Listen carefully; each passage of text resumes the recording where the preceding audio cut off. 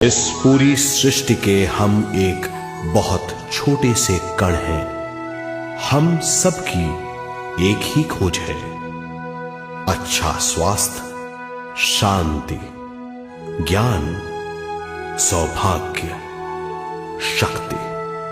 मतलब हर समय हर हाल में सुख और शांति की कामना। ये पाने के लिए हर इंसान कड़ी मेहनत करता है, मगर क्या हम इसे पा सकते हैं? जी हां, ये हासिल की जा सकती है। ये सब तभी मुमकिन है जब हम आत्मज्ञान और विश्व शक्ति को समझ लें।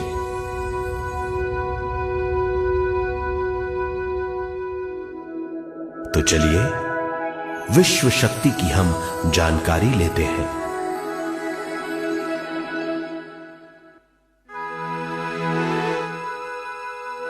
विश्व शक्ति पूरे विश्व में मौजूद है। इस शक्ति से पूरा तारापुंज, ग्रह, मनुष्य, परमाणु बंधे हुए हैं। ये हर जगह मौजूद है। इसका बंधन पूरे विश्व को व्यवस्थित रखता है।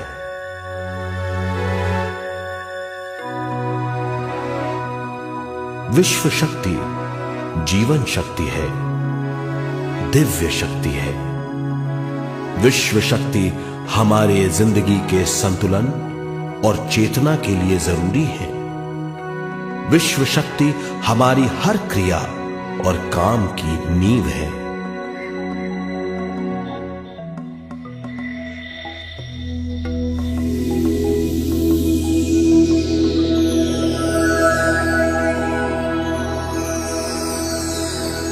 गहरी नींद और पूरी खामोशी में हमें थोड़ी सी विश्व शक्ति मिलती है। इस शक्ति का हम अपने रोज की दिमागी कामों में इस्तेमाल करते हैं, जैसे देखना, बोलना, सुनना, सोचना और शरीर के हर काम। ये थोड़ी सी शक्ति हमें सोते समय मिलती है, जो इन सब कामों के लिए काफी नहीं है। इसलिए हम थक जाते हैं, तनाव से भर जाते हैं। इससे हम शारीरिक और मानसिक झंझटों में फंस जाते हैं, बीमार हो जाते हैं।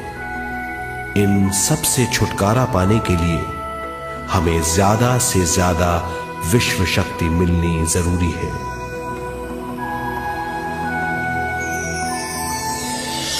विश्व शक्ति जरूरी है हमारे शरीर का संतुलन बनाए रखने के लिए, सुखी और स्वस्थ जीवन के लिए, हर काम और मौके से जूझने के लिए, ज्ञान हासिल करने के लिए और अंत में अपनी चेतना बढ़ाने के लिए।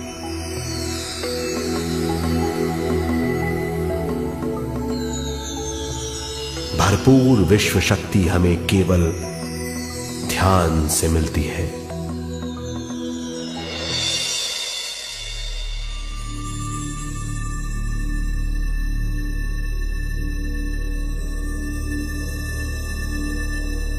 नींद अचेत ध्यान है। ध्यान सहज नींद है। नींद में हमें थोड़ी सी ही शक्ति मिलती है, ध्यान से भरपूर शक्ति मिलती है।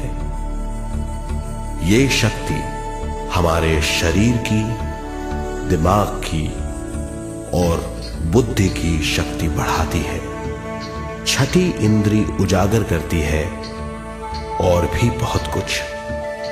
इस ज्ञान से बढ़ी हुई शक्ति से हम बिना तनाव के स्वस्थ और खुश रह सकते हैं।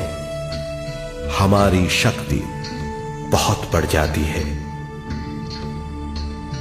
ध्यान हमारी चेतना स्वयं की ओर आने के सिवा कुछ नहीं है। ध्यान से हम जानबूझकर अपने शरीर से दिमाग तक जाते हैं, दिमाग से ज्ञान और ज्ञान से स्वयं की ओर और उससे भी आगे पहुंच जाते हैं। ध्यान करने के लिए हमें अपने शरीर की सारी हरकतों को बंद करना पड़ता है, जैसे शरीर का हिलना, देखना, बोलना और सोचना। ध्यान कैसे करते हैं, आइए देखते हैं।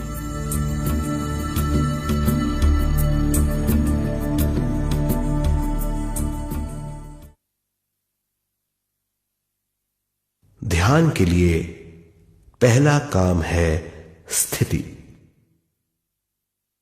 आप किसी भी तरह बैठ सकते हैं।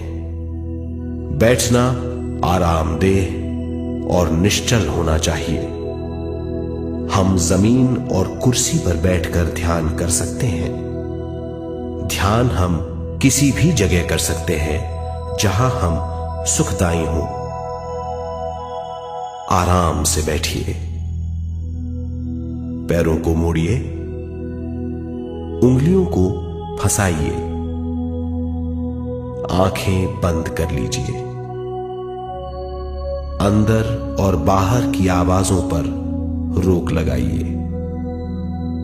किसी भी मंत्र का उच्चारण नहीं कीजिए। पूरे शरीर को ढीला छोड़ दीजिए। ढीला, बिल्कुल ढीला। जब हम पैरों को मोड़ते हैं और अंगुलियों को फंसा लेते हैं तो शक्ति का दायरा बढ़ जाता है, स्थिरता बढ़ जाती है। आंखें दिमाग के द्वार हैं, इसीलिए आंखें बंद होनी चाहिए। मंत्रोच्चारण, कोई भी ध्वनियां अंदर की या बाहर की मन की क्रियाएं हैं, इसीलिए इन्हें बंद करना होगा। जब शरीर ढीला छोड़ दिया जाता है, चेतना दूसरे कक्ष में पहुंच जाती है। मन और बुद्धि। मन विचारों का समूह है। बहुत से विचार हमारे मन में उभरते रहते हैं। जब विचार आते हैं तो प्रश्न भी उठ खड़े होते हैं, जाने और अनजाने। मन और बुद्धि को भावातीत करने के लिए हमें अपनी सांस पर ध्यान देना चाहिए। अपने आप पर ध्यान देना हमारी प्रकृति है। जानबूझकर सांस न लीजिए। जानबूझकर सांस लीजिए, न छोड़िए। सांस लेना या छोड़ना अनायास होना चाहिए। प्राकृतिक सांस पर ध्यान दीजिए। ये इसकी व्याख्या है, यही तरीका है।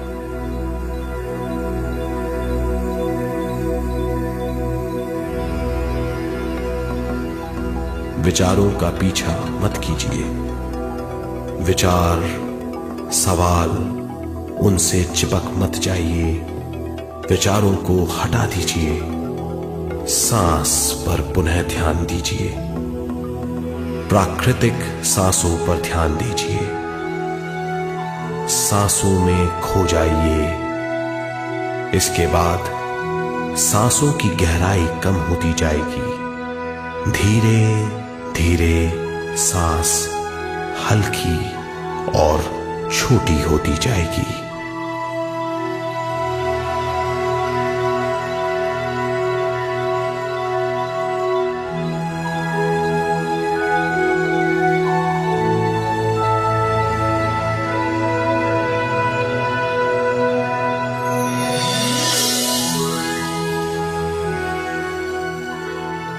आखिर में सांस बहुत छोटी हो जाएगी और दोनों भावों के बीच में चमक का रूप ले लेगी। इस दशा में हर किसी में न सांस रहेगी